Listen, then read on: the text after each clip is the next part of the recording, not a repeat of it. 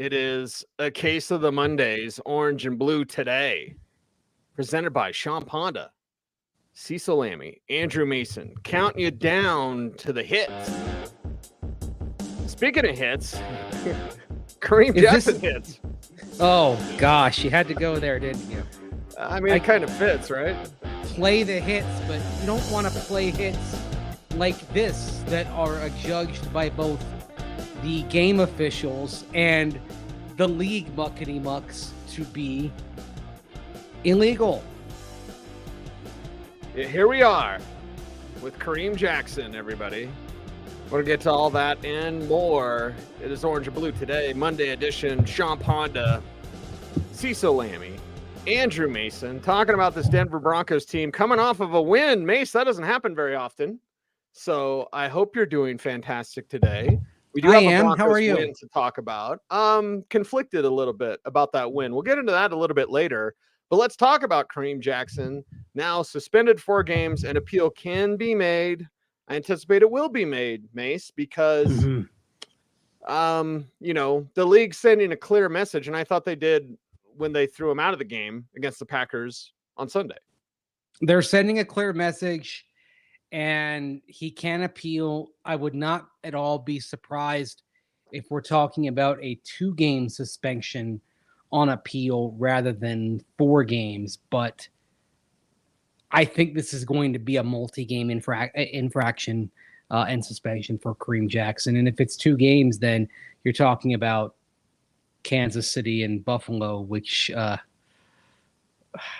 not good. Yeah. Not good at all. Not good at all with Kansas City, a bye, and then Buffalo, because they won't cut out. You can't count the bye as part of the suspension. Right. It's games, not weeks. Like it's, you know, do you remember when injured reserve, for example, used to be weeks, not games? Right. And the Broncos went by weeks and actually it was days because it was 7 days to a week. They used the loophole to get Shane Ray back a game earlier back in 2017 because it was a Monday night game at the end of the IR stint. And then they closed that loophole the following offseason. So we're talking about games here. And I will say this, it's not good to lose a starting safety, although I think there's a lot to like in PJ Locke. And I don't think we're looking at the kind of drop-off that we had in September when first you lost Kareem Jackson against Washington, and then you lost Justin Simmons against Miami and Chicago, and had to use De'Aaron Turner-Yell for those games. With all due respect to Turner-Yell, PJ Locke is a better player. Right. And I said it last night on the postgame show, Mace. I'm sure you would agree that interception that Locke makes to seal the game, Kareem doesn't make that. Kareem doesn't make that. He is not fast enough. He's not fast enough to get over there because Locke abandoned his responsibilities because he saw the play. Like, it was a great play. It reminded me a little bit of Chris Harris. That's high praise because I love me some CHJ, but when Locke abandons his side of the field to run over there and get that pick, probably would have been incomplete anyway. But Simmons had his back. Locke saw the play. Locke went and made the play, and Kareem doesn't do that. Yeah. Locke just has more range at this stage of his career, this part of his football life, than Kareem Jackson does in year 14. I mean, what Kareem Jackson does is what's getting him suspended. It's throw his body around, right? Right. There was a time in professional football when what Kareem Jackson did was accepted and part of the norm. That time is not right now. Yeah. There was a time when that skill was coveted. Like, you want that guy to send a message. There's a time when receivers were afraid to run over the middle. It wasn't that long ago. I mean, at least to an old guy like me. Remember John Lynch on Dallas Clark? Of course. Last game of the 2004 regular season. I mean, what would John Lynch be in today's game? What would Steve Atwater be in today's game? Now, granted, I think they would adapt to the realities of it, but they wouldn't be the same types of players today as they were back then. But at the same time, look, I said on social media, I'll say it here. The emphasis on safety, and yes, I think the NFL can be a little inconsistent in adjudicating it, but the emphasis on safety It's necessary. It's prudent. And it's frankly part of trying to make this sport viable in some form for generations to come. With the rate of brain trauma, incurred by players who play this game, it's not a sustainable sport in terms of where the culture is going, and where society is going. Right? Mm-hmm. Things that were once acceptable aren't acceptable. It's true in football. It's true in a great many other things. Right? So, to me, it's part of the sport adapting. Look, at one point, there was no forward pass. The forward pass was installed because of safety issues. Go back to the early part of the 20th century. People were literally dying on a regular basis playing football. Yeah. And then Theodore Roosevelt stepped in. Football made some changes, spread things out to prevent it from being the death sport that it had become. So it's part of the evolution. Unfortunately, for Kareem Jackson, right now he's the poster boy for what the NFL is trying to get out of the game. You talk about John Lynch and Steve Atwater. Guys make the Hall of Fame based on what Kareem Jackson does. It's different now. Edward asks, we're going to play. You want to play Sean Payton's comments on this before we get to because Sean Payton has an interesting perspective on this, being a competition committee member. Right. Yeah. And so he is viewing it from the sense of, okay, this is what we're trying to convey to players about what the game is. He made it very clear that he didn't believe that Kareem Jackson had malicious intent, and I do believe that as well. We talked to Kareem in the locker room. We know what kind of guy he is, and I don't believe there's any malign intent from Kareem Jackson. But as Sean Payton pointed out, the fact that Luke Musgrave was a defenseless receiver yesterday did matter. Let's roll that clip. Yeah, I saw it, and and you just flip the page. I don't know that I agree with that. I think that's an easy, the term now you get a lot is, would you have supported an interception? And so that's the question. If the call on the field would have been an interception, would it have been overturned? I don't know that. That's the question I would have. But in regards to Kareem's hit, man, I've sat on this committee, the competition committee, for a number of years, and the challenge, we're constantly trying to work with and educate the players, and there are times when pad levels drop, and I know Kareem, and I know his heart, and I know the way he's played. I think it's an easy narrative to say, well, he's just an old timer playing in a new timer's game, but I really know that and when you see the play, his head's removed from the forcible contact. Defenseless is a little bit more of the issue relative to the position the receiver's in, but I just know where he's at as a player. And so we'll keep working on that. I know he'll keep working on it. And that's something, he's someone that's smart and really wants to do the right thing. And so, but it's one of the toughest parts to our game, for the officials, for the players, for all of us involved, of getting that to where it's clear and easy. And sometimes it's just not. Yeah, sometimes it's just not. So Kareem Jackson suspended 4 games. An appeal will be coming. Probably get it down to 2. But I'll go back to Edward's question, because how does it affect the Broncos? And I'm going to take it this way, Mace. That's why I wanted to hear from Coach before I took it this way. Because Kevin Byard was just traded, because Howie Roseman's addicted to trades. So Terrell Edmonds, they swapped, and then 4th and 5th rounder, I believe, for Byard, going from the Titans to the Eagles. So how does it affect the Broncos? Would it affect any sort of trade strategy with Justin Simmons? Because you will be missing Kareem Jackson, and we both assume it's going to be after the trade deadline when he returns. Right. I mean, it shouldn't. I mean, it's an interesting question to ask, though, because you do sort of get the sense with the Broncos that unless their socks are knocked off with a trade offer this week, that they are going to let the Kansas City game play out before they do anything else and see what happens in that game. Because at 3-5, and it's still not a great spot at 3-5. You've got Buffalo. You've got the 3-game road swing in December coming up. But at the same time, at 3-5, with a couple of wins in a row, one of them over the Kansas City Chiefs, you could kind of talk yourself into saying, we're going to stand pat and see where it goes. But at the same time, if somebody offered you a first-round pick for Justin Simmons tomorrow, you can't let the current situation affect that, right? Right. And that's the sort of offer that would make me say, yeah, I think we'll make the move here, even though it would weaken us greatly in the short term. So that's something that I think it's worth talking about, but it shouldn't affect what the Broncos do, but somehow I think it might. Yeah, it just might do that. Super this quick is short before we term. move on. Like next 2 or 4 weeks, it's a short term. If somebody, again, it's about fair value. I heard Adam Schefter talking about that on 104.3 The Fan earlier this hour as we record this show. If somebody did offer you a first-round pick for Justin Simmons, I think you'd still be inclined to take it. And you probably should take it regardless of this suspension and the fallout therein.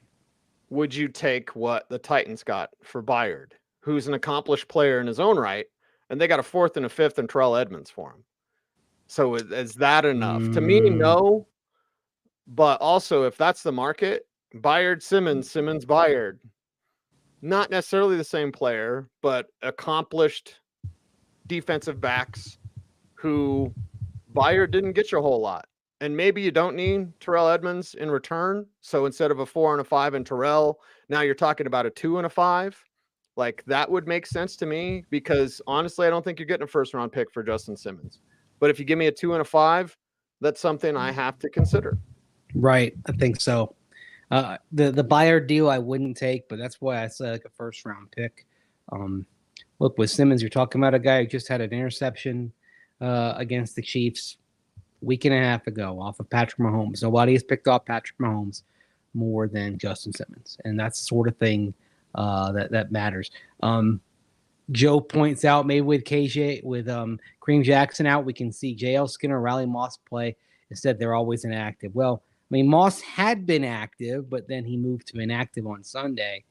JL Skinner. I mean, if we didn't see him be active in week 3 when the Broncos were down, PJ Locke, Justin Simmons, Caden Stearns, and they literally go with 2 safeties. Yeah. 2 safeties. Isang Bassi, the emergency guy, but 2 safeties, right? If you didn't see him active then, unless something has changed regarding what JL Skinner is doing in terms of learning the scheme and all that, I don't see that we'd see JL Skinner up anytime soon. Like JL Skinner may be a 17-game inactive guy unless you trade Justin Simmons, in which case, then again, who knows? Maybe they just activate Key off the practice squad. I mean, right. JL Skinner, man. I mean, the ultimate mystery. We're afraid to lose him on the practice squad, but we won't give him a jersey. Well, that's the whole thing. They kept him on the 53, right? They valued him enough. They valued Alex Forsyth enough to keep them on the 53, but they're Thomas and Coombs, same thing. Yes. I mean, it was wild to think that you had 60% of your draft class plus one of your key undrafted players in Thomas and Coombs all inactive on Sunday. I know you're focused on player development and maybe you don't want to rush them out there. As Sean Payton said last Friday, it's about putting that player out there when he can help the team win.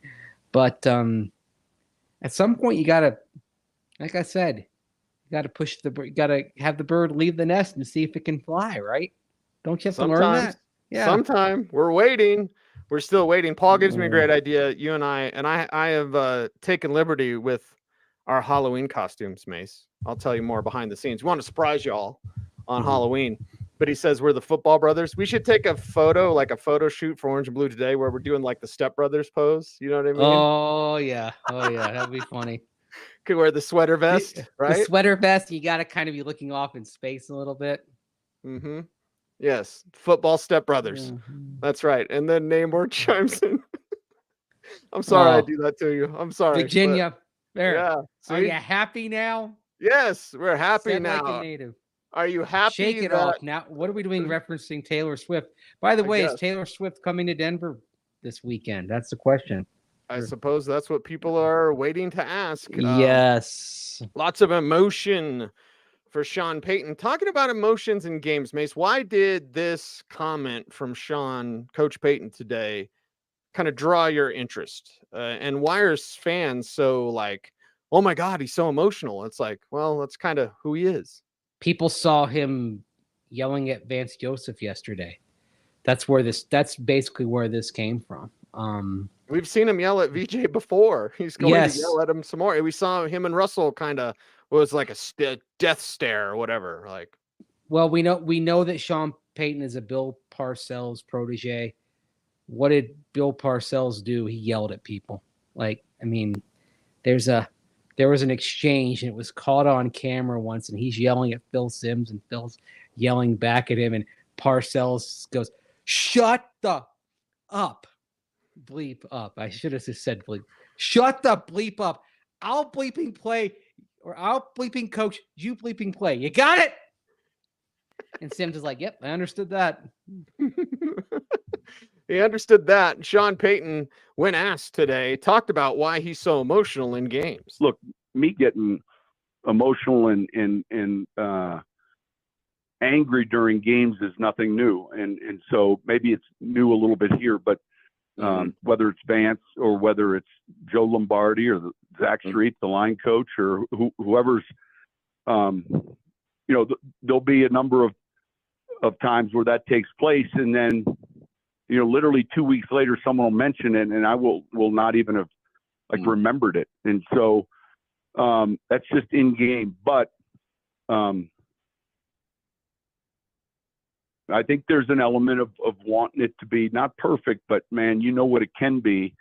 And so there's certain things in your preparation that you do. And then you get to that point and there's like that perfect. And all of a sudden it's like, we run that naked second down.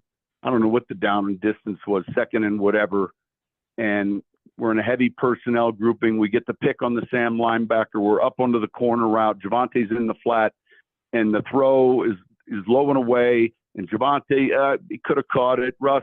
And you're like, this is the perfect timing. We're gonna gain another. We're gonna finish this game. Those type of things. Then you're like, did we rep it enough? Did I practice it enough? Those are the things where you pull your hair out. So that's probably the best explanation for it. And sometimes we got to sit outside restaurants of food we don't like. Okay, the restaurants thing. If you're not aware of what was said this morning, he referenced going out for sushi last night, even though he doesn't like sushi, but that's his thing. Like he said, everyone else wanted to go for sushi, and there he was circling around. Like it's tough. I think it's interesting with Sean Payton. One of the things we've seen after the 2 wins is some significant consternation with things going wrong in those wins. Right. And I think this is where sort of you and I come in on the quality of the win. It matters, right? The 2 wins that Broncos have, the opponents weren't very good, and they were close wins. I would argue the Packers and Bears are among the bottom 5 or 6 teams in the NFL. So what does that say about the Broncos? You barely beat 2 awful teams. Okay, so you've played, and the Raiders are becoming an awful team, although you got them when Jimmy Garoppolo was still at quarterback. So basically what you're looking at with the Broncos is they played 7 games. They've really only played 2 contenders, right? Mm-hmm. They've played, obviously, the Chiefs on Thursday night, and then, of course, Miami when they got whacked 70-20. So you're 0-2 against legit contenders. You are The Jets are a middle of the pack team, right? So are the Commanders. So you're 0-2. You're 0-2 against really good teams. You're 0-2 against mid teams, and then you're 2-1 against lousy teams. Okay, what this means is, yay, you're not the worst, but you got a long way to go to be good. Right. And Sean Payton knows this. There's a lot of work left to be done. I mean, shoot, yesterday, the Broncos eventually eked it out, but boy, they had trouble finishing off the Packers. And I thought it was the game-winning, what turned out to be the game-winning drive. I thought is something you can build on long-term. But the Packers get that first touchdown, the disputed touchdown where Romeo Doubs and Pat Surtain simultaneously possessed, and Doubs got the touchdown. And then right after that, 16-10, it's 3-and-out. Felt like the Raiders game all over. You needed a possession. You need to extend the drive. You didn't get it. And the Packers get the ball back after the 3-and-out. They march down. They take the lead. And, when you had that deflection there in the end zone, boy, that was a moment where you're starting to think, oh, here we go again, right? To the Broncos' credit, they got off the mat, had that drive take the lead. But I would argue this. If Elgton Jenkins does not have that holding call, I don't think the Broncos win that game, Cease. That's what knocked the Packers off kilter. They were marching down the field after that big nicely. A.J. Dillon play, and you're like, oh, my God, here they're already in field goal range. Yeah. Mm-hmm. Oh, my gosh. This was close to going the other way and the Broncos being 1-6. I mean, I would say right now, the question you ask yourself about the Broncos is, are they closer to 4-3? Or are they closer to 0-7? Right. You could make the argument that I'd say, and it's just how narrow things are in the NFL, they are as close to 0-7 as to 4-3, which tells me that 2-5 is probably right about where this team should be. Yeah. Yep. It reminds me of the Russell Wilson press conference where he's like, we're just a couple plays away from being 3-1 or whatever it was when he said that. It's like, yeah, you're also a couple plays away from being winless. Yes. Golly, ollie orange cease. But that's the thing. Like, Russ is always positive, and that, I'm a realist. I can't help myself. Nate asked, will you be commiserating with the Swifties on Sunday? I've got a Swiftie in my household. My daughter's a Swiftie. That's all the Swiftiness I need. So, nah. Last week, at her insistence, she went through my Spotify and put like a Taylor Swift playlist on there. So now I've got that showing up on Spotify. I'm like, I don't need this. No. But the things you do for your kids sometimes, right? But, yeah. We traveled to Chicago for a BTS concert, Korean pop, because they weren't coming to Denver, and it was I didn't know you were a K-pop guy. Interesting. Well, my daughters were. The puzzle falls into place. Yeah, my daughters were, and because it was Katarina's 16th birthday, we traveled to Chicago for a BTS concert. Okay, nice. So, yeah, you do what you do, right? Yeah, you do what you do. What you do what you do. And what the Broncos have to do is keep building off this. Like, I do think there are things more important than the wins and losses, and it's about learning how to win long term, but also learning how to solve problems, right? And I asked Sean Payton about kind of getting buy-in and from players and getting them to understand that the work's going to yield results, and how you've got some examples of this. Like for example here. A few weeks ago, Sean Payton talked about how they've got to get things right pre-snap. They've got to work on shortening the play calls. They've got to work on the cadence. All this to try to cut the false starts, right?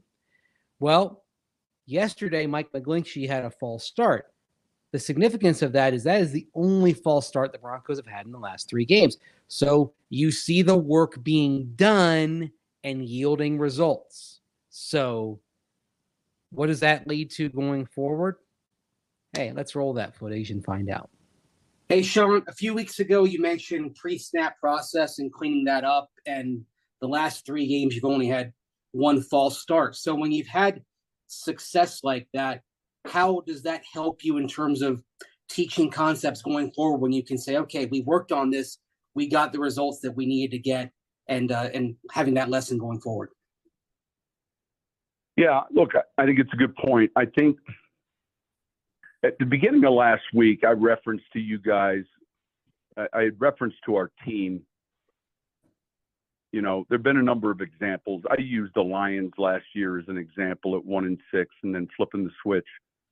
But there's been history. There's been a ton of the Carolina Panthers team that Denver beat in the Super Bowl the year prior. So not the year they went to the Super Bowl, but the year prior, kind of had one of those flip the switches towards the midseason. They beat the snot out of us in the Superdome and went on a little bit of a roll, and it carried forward to the next season. And so that fine line between, you know, being good or not being good is important to study.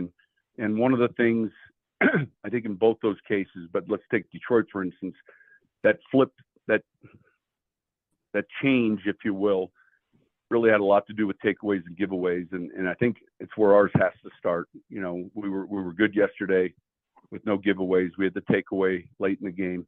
But it has to, because the other stuff you can do really well, and yet if you give it away, we can come in and look at the red zone, the third down stat lines. We can look at a lot of things that are positive, but if you give it away, it's like the one thing that can trump everything. So hopefully that can have the same type of effect as the pre-snap stuff, you know, when we preach these things relative to what wins and loses. More than just wins and losses, and it's about bracketing and taking those steps towards getting better. And there's at least one way they have done that so far. Special teams as well. Not just, we talk about the pre-snap stuff. Special teams is going very well. That's another thing. And that's an area where they put in the extra work. And oh, by the way, speaking of extra work, we know about those situations at the end of each half that they work on in practice, and they got to execute one of them at the end of yesterday's game, right? When Russell Wilson moved around, heaved it up, ran out the last 6 seconds of the game, right? That's something they've worked. Yeah. It's something when you have moments like that, tangible results do matter. So they do matter. That's for sure. The team must tank for Drake May. That was the comment in there. You know, from Jay? Yeah. Yeah. We probably have to put the tank conversation on hold just for a little bit. Well, let's have this conversation, Mace, as we wrap up today's show. And honestly, this was going to be the show before the Kareem Jackson stuff. Okay, I'm conflicted. I don't want to be upset that the Broncos won, but you entered that game with the Bears' victory over the Raiders. Tyson Bagent, everybody. A year ago, he's thrown 4 picks against Colorado School of Mines. Yesterday, he was beating the Raiders. Anyway, you go into that game with the number 2 overall pick. You win. Now you're number 5, I think. Tankathon has it if anyone wants to look. So I think they went from 2 to 5 just with that one victory. And if you win some more, and they could win some more, where you're just even further back than that. 4th, by the way. Okay, 4. Them and the Bears are tied, right? So them, the Bears, the Giants, and the Patriots. Right now, the Broncos got some good strength of schedule results over the weekend that push them away from the Giants and Patriots and closer to the Bears, but they're probably going to lose that tiebreaker to the Bears on strength of schedule over the course of the rest of the season. So, yeah, but right now it's Chicago from Carolina, Arizona, Chicago again, and then Denver. That's your top 4. Okay. Yeah. So how do you feel about the game? I mean, one, it was a boring game. It was bad football for a lot of the game. But how do you feel? Again, I feel conflicted. I can't be unhappy they won, but I also recognize the long-term health of this team is much more important to me than feeling good on a Monday. Yeah. It's not a win that got you into really any better spot. Like, if you beat the Chiefs or Buffalo, that puts you in a better spot. It means that you have something on which to build, right? You've done something you haven't done before, or at least not recently, in terms of beating a team of that quality. Green Bay didn't do that. So this is not something that that really amps me up here for the Broncos. Now, if they go on what should be a cold Sunday, it looks like our first cold weather game coming up at Empower Field next Sunday. We're skipping fall. We're going right from summer to winter. A very Colorado thing that we like to do around here. But if they can get it done next Sunday, then I think we got something interesting to talk about. But this Green Bay team is bad. It's not doesn't have a lot of talent. I don't think Jordan Love is the dude at quarterback, and it's injured. Green Bay's a legit bottom dwelling team here. And they got more injured during the game. Right. Green Bay now needs to be, even though they're 2-4, so they've already had their bye. Green Bay's legitimately going to be in the conversation for the number 1 or number 2 overall pick, I think, the way they're headed. They have a win over the Bears in week 1 and then a win over the Saints. That was the game where Carr got hurt, right? Mm-hmm. Yeah. And when Carr got hurt, they came back. I don't see where many more wins come from for the Packers on the rest of the schedule. That team's a mess. Right. And that messy team was probably a holding penalty away from coming into Denver and winning. That's just the reality of it. Yep. And Mace, that's why, as we'll wrap up today's show, I did the post-game show last night. It was very sedate. I didn't get sick to my stomach, so that was a good thing. But I also said this: we didn't learn anything. If you're gonna win, and if you beat Kansas City, which I don't even like saying that, but if you do, like, okay, then you've built momentum. You're going to the bye week with some positive things rolling your way. But what did you learn? What did you learn? Like, we didn't learn anything. We didn't learn anything about this team that we couldn't already have had a really educated guess about, or just flat out known before this contest. So it's like, it's not like you had these strides where you grew and you're like, oh my God, they're finally doing this. Like, nah, it was kind of just bad football and someone had to lose, I guess. Could have been a tie. Probably not the way the game was flowing. But yeah, it was not a good game. And that's the thing. Like, until like the middle of the third quarter, it was it was bad and boring, right? Like, we're not talking about like one of those old school games in the 80s or 90s when the Niners and Giants would play and it was like 10-9 and the defenses were just ferocious, right? And the intensity was at an apex level. That wasn't this game. It was kind of, as far as football games go, for most of it was kind of languid, forgettable. I was saying in our staff meeting today, honestly, I'm sitting there middle of the third quarter and I'm looking at my notepad file and I'm like, what am I going to write about here? Right. And then PJ Locke came in and saved the day. And I like writing about PJ. He's a really good dude. We're going to probably write more about PJ because he's probably going to be starting here for a little bit. And there's a real opportunity for this kid. I think. I say kid, he's a 5-year veteran.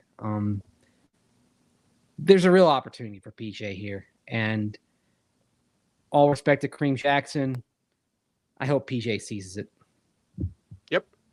That is a wrap for today's program. It is Orange and Blue Today, presented by Sean Ponda. He is Andrew Mason. You follow him on all the socials at Mace Denver. I am at Cecil Lammy, saying we appreciate you all. Thanks for the kind words. Help us grow the YouTube channel by like, comment, share, subscribe, hit the notification bell so that you never miss a vid. He's Mace. I'm Cease, and OBT is a BFD. So until next time, be safe, be kind, know that you are appreciated. Stay tuned, and would you please stay frosty,